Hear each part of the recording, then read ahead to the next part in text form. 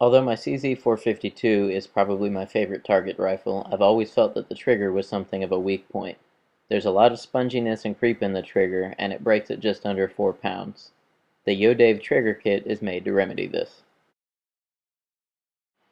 For me, this gun is only a target rifle and isn't used for any activities such as hunting. Because of this, I'm comfortable with giving it a very light trigger pull.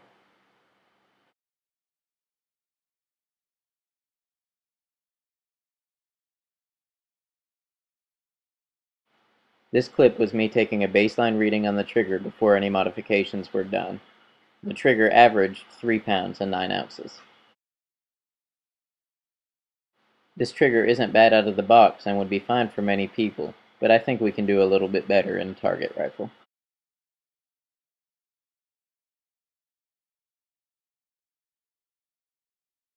The YoDave trigger kit contains a variety of shims and springs to both lighten the trigger pull and take out some of the take-up in the trigger.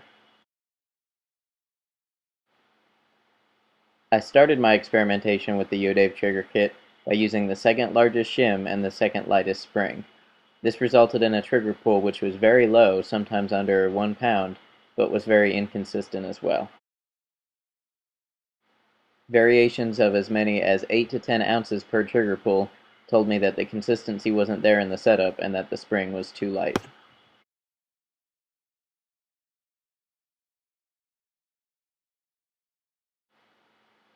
Although I knew I was going to end up changing the spring out, I wanted to go ahead and safety test it anyways. I figured if it wouldn't fail the safety test at this point, it wouldn't fail with a heavier spring either. I start by holding the rifle firmly and slamming the bolt down into the closed position. Doing this can force the striker to overcome the sear if the spring is too light.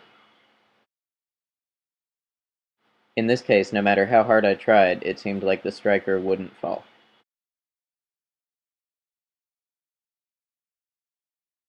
Next, I grab a plastic mallet and begin to tap on the rear of the rifle. This is to simulate a fall and see if the striker will overcome the sear when bumped. Although it did take a good bit of force, you can see here that I finally did get the striker to drop without the trigger being pulled, which means this rifle could have fired. Going up one spring resulted in a slightly heavier but more consistent trigger pull and solved this issue. No matter how many times I bump tested it, I couldn't get the rifle to go off without pulling the trigger with the heavier spring installed. I'm now using dummy rounds in the chamber to see if I can get the striker to fall by really running the bolt home. Once again, no matter how many times I try this, I can't get the striker to drop without the trigger being pulled. This means that the rifle will be safe to use.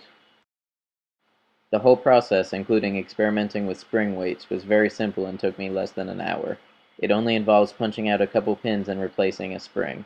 For the low cost and easy use, I definitely recommend this to anybody looking to improve their CZ452 or 455 trigger. However, caution is advisable because you can make a very, very light trigger pull, and it's recommended that you have it checked by a qualified gunsmith if you want to have a trigger pull this light. I now have a very consistent trigger pull of around 1.5 pounds with no take-up or creep, and this will do nicely for a target rifle trigger. Hopefully this helps if anybody is looking for a replacement trigger for their CZ452. Remember to subscribe if you want to follow my progress or get more gunsmithing content.